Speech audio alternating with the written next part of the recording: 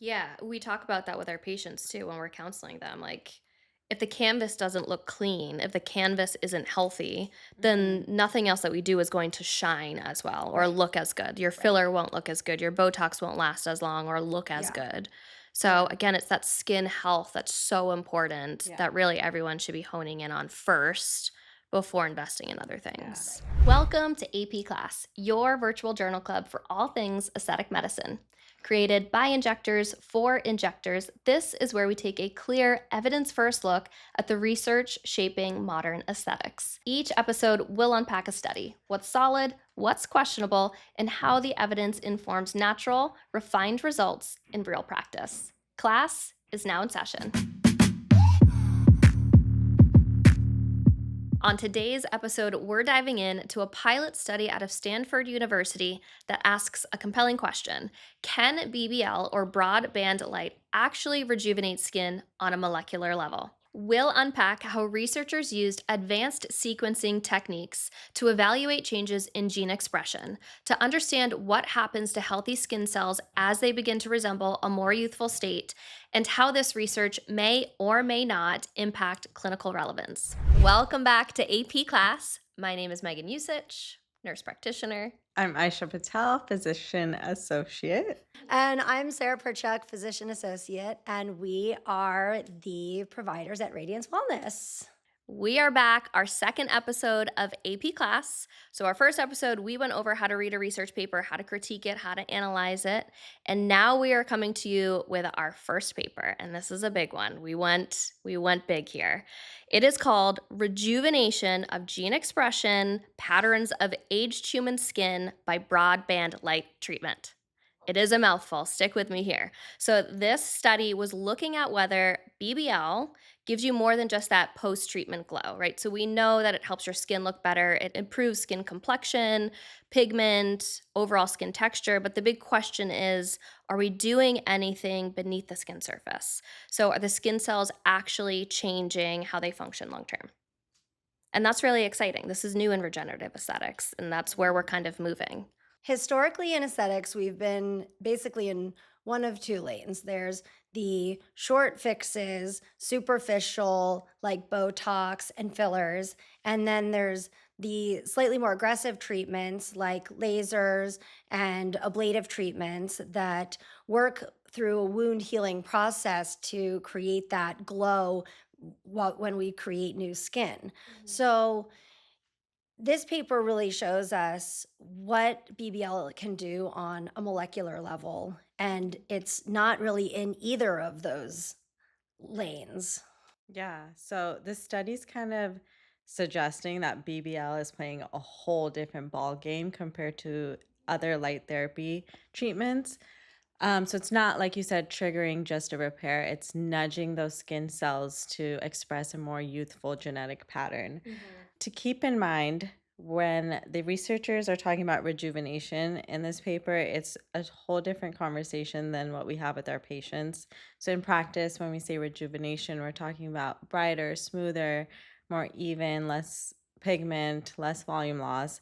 But in this study, the researchers define rejuvenation as youthful genetic expression. Mhm. So, it's not just the skin cells repairing, but they're acting young again. So that's Wow. huge. It's So not cool. just about looking good in the mirror. Mhm. It's actually about if aesthetics can go beyond skin deep, which I think is super exciting. Yeah, it's not just like a quick fix. Yeah. Like there's that Instagram reel or a video of someone painting the corner of like a window and it's like moldy, there's cobwebs, it looks disgusting, and they're just like wiping through it with a paintbrush. Yeah. And they kind of say it's kind of like a patient coming in wanting to do all these treatments, but they don't wear sunscreen, like they don't take Yeah. care of Right. their skin.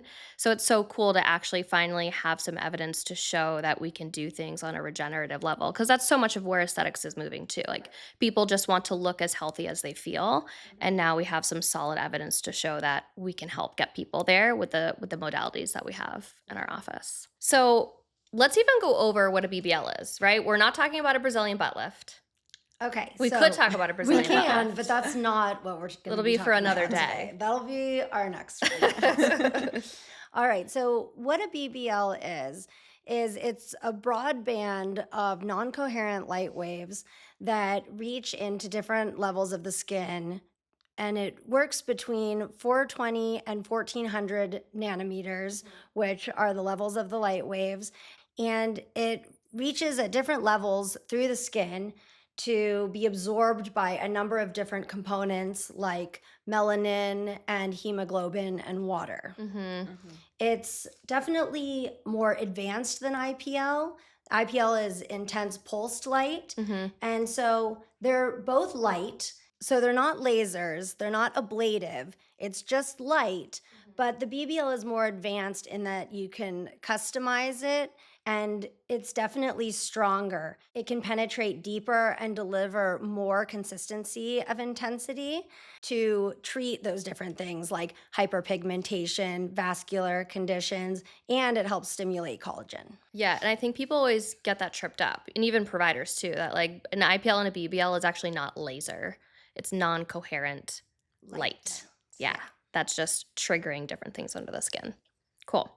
So, in this episode, we're going to break down the Stanford led study. So, I think that's an important note to mention too. This was put on by Stanford, along with Dr. Bitters, who is what we consider the godfather of light. He is very well known in the BBL world. And we're going to talk about the hierarchy of evidence first. So, where does the study land? Is it strong evidence? Is it early data? What is the hypothesis? And then we'll move into the PICO framework, which we've kind of talked about and broken down in our first episode, but really dissect how was the study designed? Who did they study? What interventions did they use? What did they compare it to? And what were the outcomes actually measuring on more of a molecular level? And then finally, and most importantly for ourselves and for our listeners, what does this actually mean in practice? So if you're a provider who has thought about offering lasers, wants to understand lasers, maybe you already have it in your office, how does this kind of change the conversation that you're having with your patients about BBL? Or if you're an educated consumer who's listening to this too, what does this mean for you when you're walking into practice and you're trying to kind of advocate for yourself the things that you want to do for your skin? So we'll get into all of that at the end. But first, let's kick it off with our PICO framework. Our favorite. Yeah. So let's reel it back. Type of study. In our last episode, we talked about all the different types of study. This one in particular is a pilot study. Right. So what that means, it's a proof of concept. It's kind of a stepping stone. So the researchers aren't giving us all the answers here, but they're kind of giving us a leg to stand on. So it's asking the question, can light therapy change aging skin at a genetic level? And as we'll talk about, the results are amazing and Mhm. it gives an opportunity for bigger and more powerful studies to continue the research. Yeah, so a pilot study, it's not the strongest, but it's not the weakest of studies. It's still a valuable study, though, Mhm. because it's done before a major study. So it's Right. usually small group, preliminary information, and it tells us if the information that we're looking at is even feasible for a bigger study, and if we need to change the design of the study before creating a bigger study. So it's really important. It's in that stepping stone way to let us know if what we're looking at is even possible, and then how to get a bigger study off the ground. Mhm. So this is super exciting because it tells us that this is possible Yeah. and that there is something here that we should continue to look into. And then when you look at it on the triangle, so we kind of talked about some research studies, although I've noticed not all of them have that little pyramid at the top that kind of shows you where the study lands in the hierarchy of evidence. It's somewhere in the middle. So at the top of that is your meta analysis of your randomized controlled trials, and at the bottom are your cohort studies or your case reports or your opinions. So this lands kind of in the middle of that pyramid. Yeah. And that's kind of where we start with the PICO framework. So the population is small, and that's kind of what we see with pilot studies. There were 10 women, 5 of which that were less than 30 years old with little to no sun damage, and 5 of which that were older than 50 to moderate to severe sun damage. They were all sourced from Santa Clara or San Jose, where they get lots and lots of sun. Mhm. Yeah, so the inclusion criteria for this study was that the women, the older women and the younger women, they all basically had the same inclusion criteria. So they couldn't use any tanning beds 1 month prior. Which, like, hold up. Who's using a tanning bed anymore? I don't know. I Also, if hope you no live one. in Santa Clara, you don't need a tanning bed. Also, how did they find these women with little to no sun exposure in Santa Clara or San Jose? Right. They must be indoors all the time, or their parents trained them really well to wear long sleeves and Well, use smart. sunscreen. Us millennials, like, we're ahead of the Yeah, game. you guys are are ahead light of the game. years. Yeah, We light were years. No pun just intended. no, we were just baking. Yeah, exactly. Baking in the sun and using a tanning bed. Ah, so bad. Cringe. Cringe. Anyways. So these women had basically the same criteria for being included in the study. They were not allowed to use tanning beds a month prior to or during the study. They were not allowed to use topical retinoids. They all had to wear long sleeves and use broad spectrum sunscreen. They weren't allowed to lay out or get extended sun exposure on their arms. Mhm.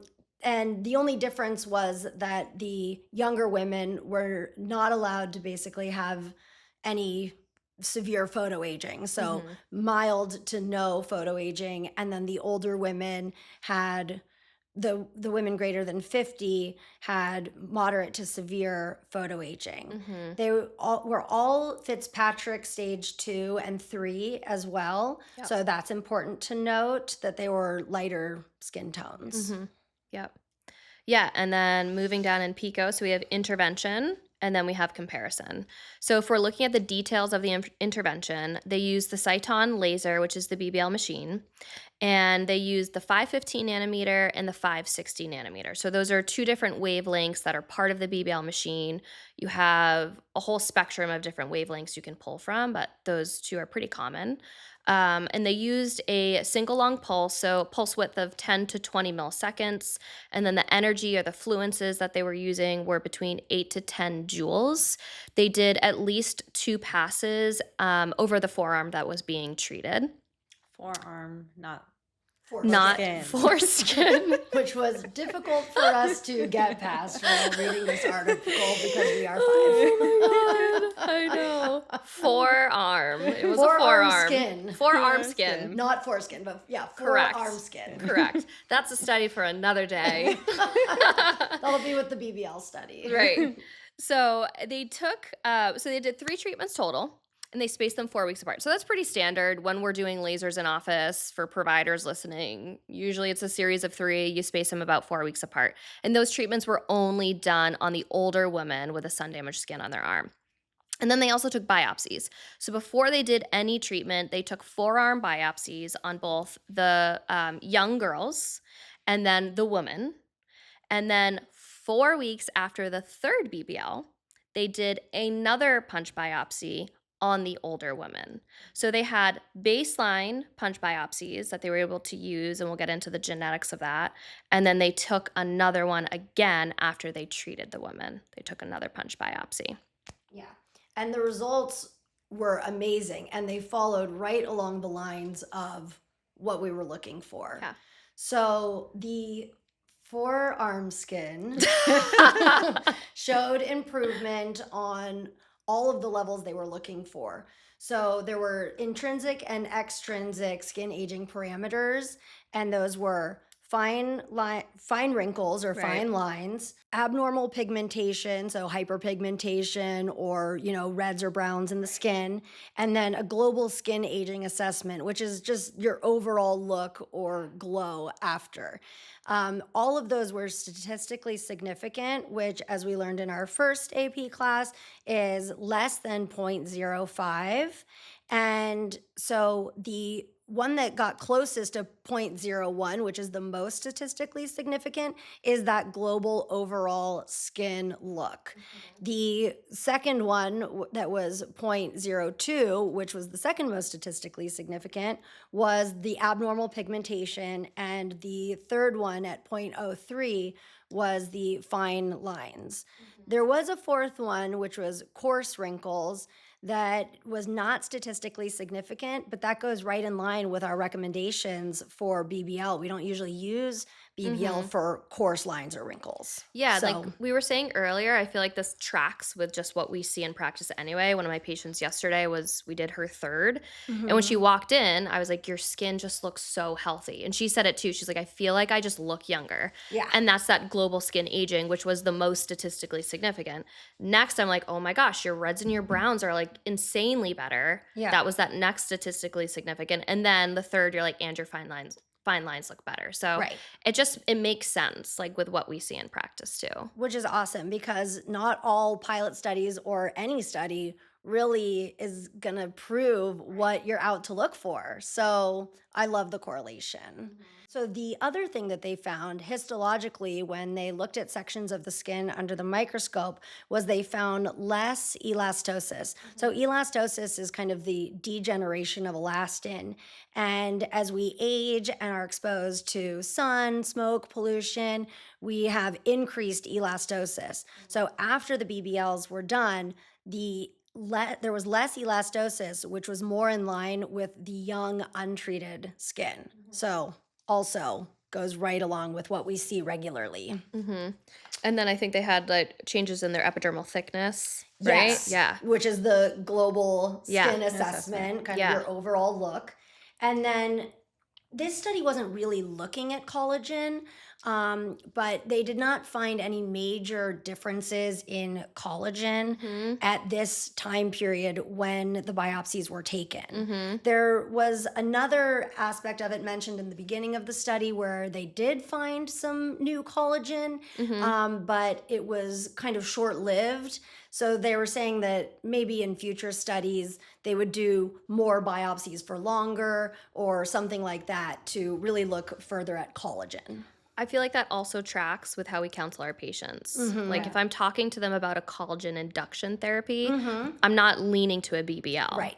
I'm leaning towards Sculptra or maybe a Moxie, something that's a little bit more aggressive, or microneedling. Yeah. Right. So that totally makes sense. Yeah. But I'll say, secondary, there will be potentially some There's benefit mhm. from this with collagen, but agreed they need a little bit Definitely. There's more. just Yeah. more study that needs to be done. Yeah. Cool. Yeah.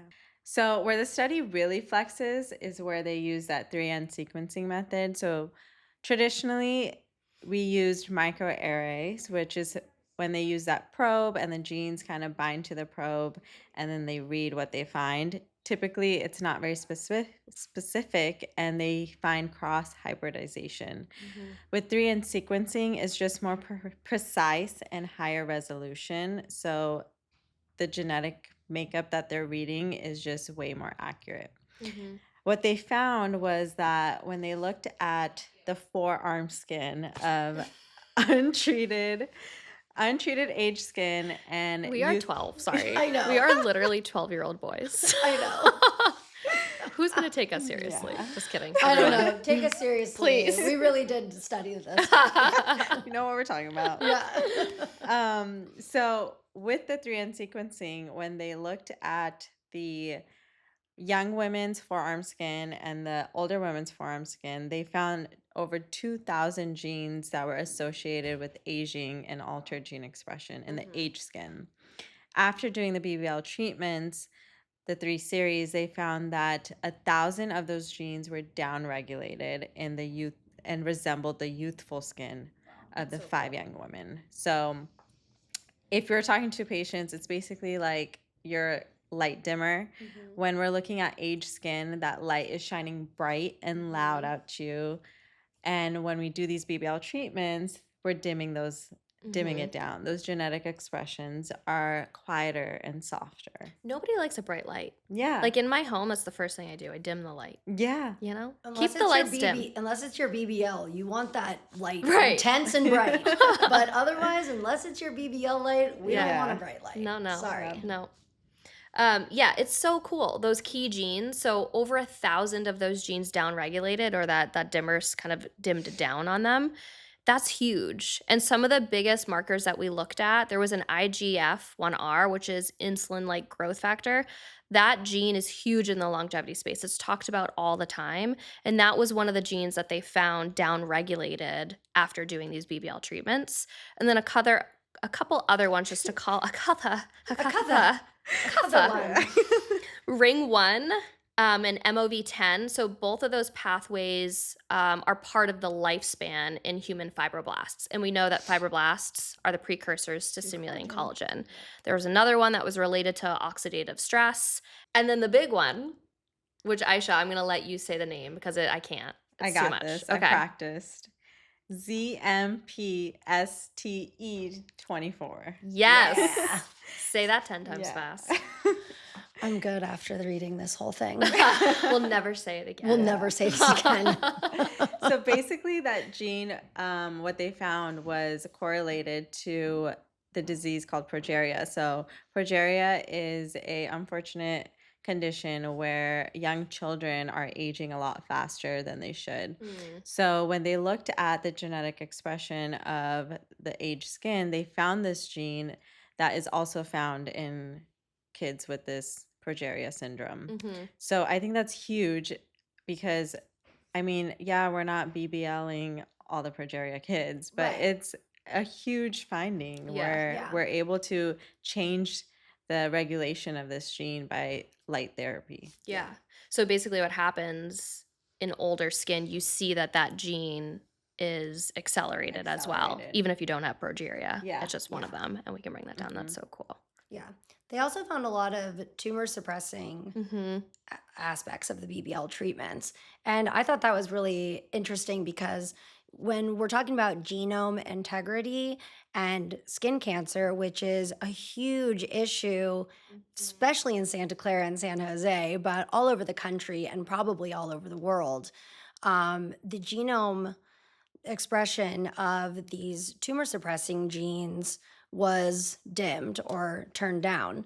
And this is probably why BBL is able to treat AKs and is utilized to treat actinic keratoses or precancers to squamous cells, Yeah. which could be huge. And I'm sure there's going to be more research around that.